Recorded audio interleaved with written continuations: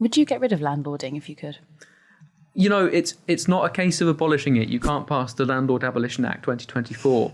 But what you can do... I don't think you're thinking big enough. The point is that the state works in more discrete ways, but it can abolish landlords, and it does abolish landlords. And that was the really interesting point about the 70s, was that the landlords weren't just declining and they weren't just dwindling, but the scale at which they were dwindling was accelerating.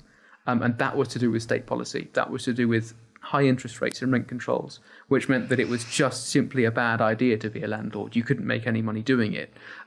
So you de-incentivize it as an economic activity. Smith would disagree that it is an economic activity, but however you do it, the state, through its policies, can generate a system in which landlordism fails. And I think that would be a good thing.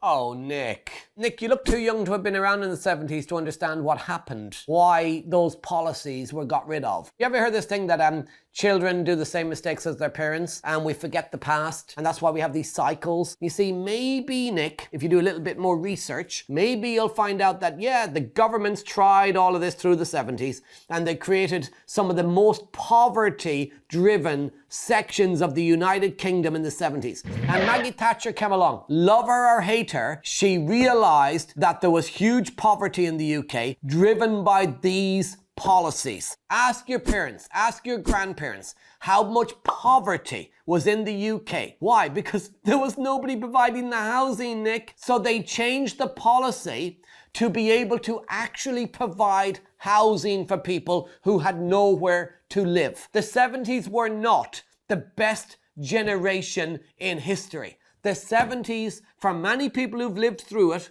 were one of the worst times since World War II, Nick. So please stop saying you want people to go back to the 70s. Let me know in the comments, by the way. Do you want to return to the 70s with Nick Bano, or would you like to progress and grow and live in a better world? Let's go back to the 70s, Nick. Fuck me.